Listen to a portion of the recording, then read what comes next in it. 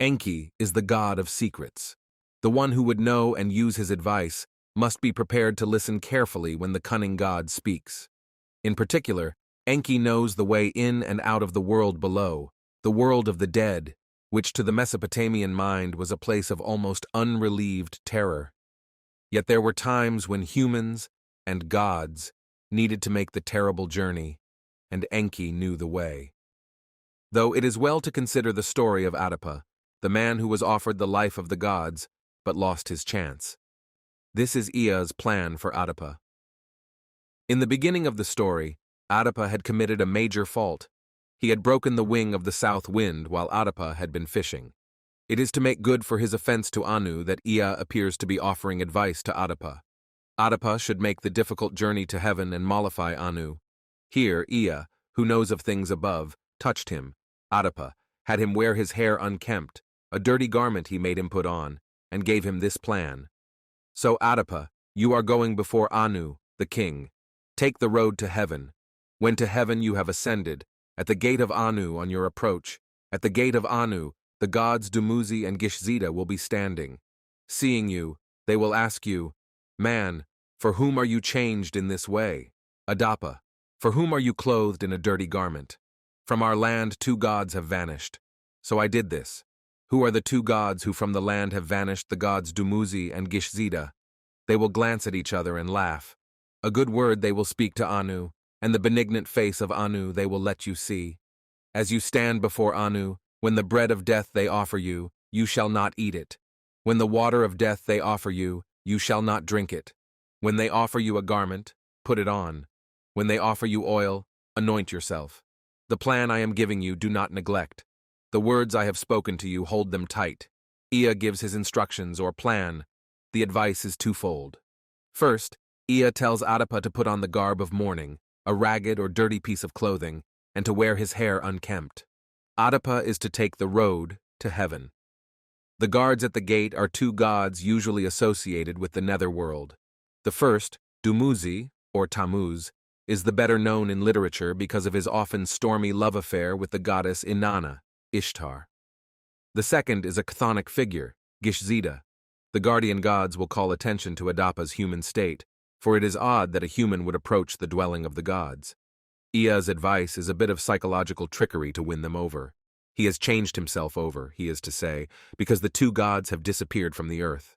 With the good word of the guardian gods, Adapa will be ushered into the presence of Anu himself. Ea's second bit of advice is how to act when Anu offers Adapa hospitality. When he is offered bread and water, he is not to eat or drink. He is, however, to take the garment offered him and the oil for anointing his body. Only the context will show how tricky the second part of Ea's plan really is. Ea emphasizes that Adapa sees the words he has spoken.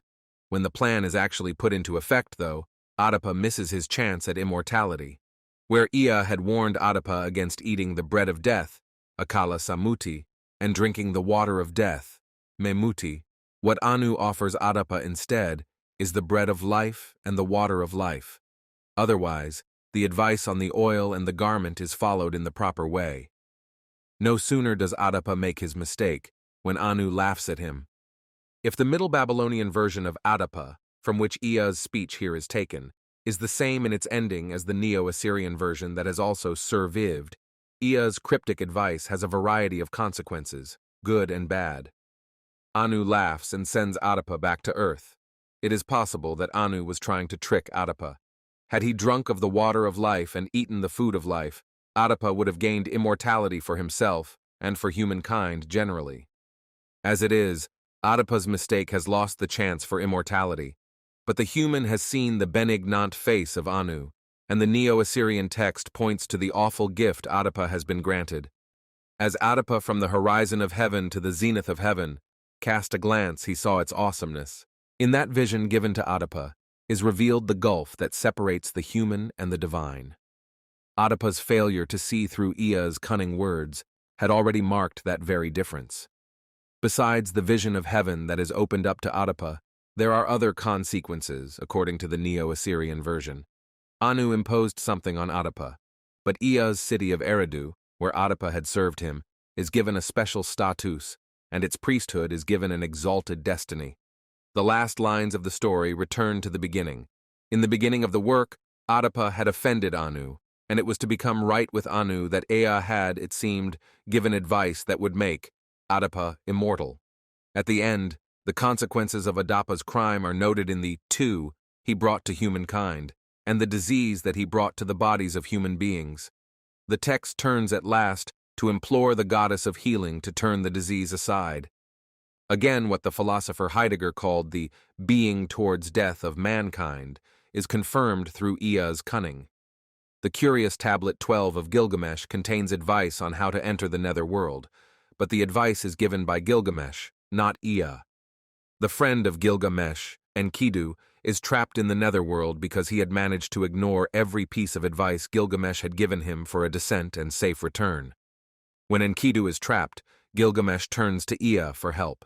Ea does not release Enkidu from the world of the dead. Presumably, once a human is caught by the netherworld, there is no return to life. But Ea does find a way so that Enkidu's spirit can escape through a hole to the netherworld. The father Ea gave him satisfaction. To the warrior, the strong Nurgle, he said, "Listen, Nurgle warrior hero. Open up now a hole to the underworld so the spirit of Enkidu will issue from the underworld and tell all the ways of the underworld to his brother Gilgamesh." There is an Akkadian version of Inanna's descent in which the goddess, Ishtar, finds herself trapped in the world of the dead, and only Ea can find a way to bring her back to life. Ishtar is dead in the land ruled by her sister, the goddess of death, Ereshkigal. Ea finds a way to get a new, strange creature into the land of no return. Once there, the creature will entertain Ereshkigal, and she will be tricked into a rash oath. The creature, Atsushunamir, will ask for the life water bag, whose waters will save Ishtar. Ea's advice is not as detailed as the parallel account in the Sumerian version, but it demonstrates his command of the ways of the netherworld. Ea, in his wily heart, created a figure and created Atsushunamir, the mime priest. "Up, Atsushunamir, direct your face to the gate of the land of no return. The 7 gates of the land of no return will be opened before you. Ereshkigal will see you and take delight in your presence. When her heart is soothed, her mood bright, have her swear the oath of the great gods. Lift your head and mark the water skin. No, lady, have them give me the water skin. I'll drink the water from that." In this case, too, Ea's advice is successful in reviving the goddess. Finally, in another story involving the goddess of death, Ea gives advice to a god who wants to make the journey and then to escape the land of no return. The god is Nurgle, how not to act in the land of the dead, and he called out to give him advice. "Traveler, do you want to? Whatever oracles I give you, take them to heart. Whenever they bring a throne for you, do not go and sit on it. If she goes to the bath, if the baker brings you bread, do not go and eat his bread. If the butcher brings you meat, do not go and eat his meat. If the brewer brings you beer, do not go and drink the beer. If someone brings wash water for your feet, do not go and wash your feet. To put on her garment and bears her body to you. For your parry, do not lift your eyes to her in the way of a man and a woman." The she, who will enter the bath, put on a special garment, and expose her beauty to Nurgle, is none other than Ereshkigal. Recall that she is the sister of the beautiful Ishtar. The oracles, tertu, Ea pronounces are expressed in terse commands. What is normal for the upper regions is forbidden in the netherworld. If Nurgle expects to survive, he must turn down all those things offered by a good host: throne, bread, meat, beer, even wash water. Nurgle is warned to avoid the gifts of the netherworld, and he follows Ea's advice, except for the last. The revealing of Ereshkigal's body has something of a deep mystery about it, certainly a deep allure. The most difficult test for Nurgle is Ereshkigal herself, and he is unable to keep away from her. Nurgle is trapped forever in the world of the dead. Ea's advice comes in a Neo-Assyrian version of Nergal and Ereshkigal.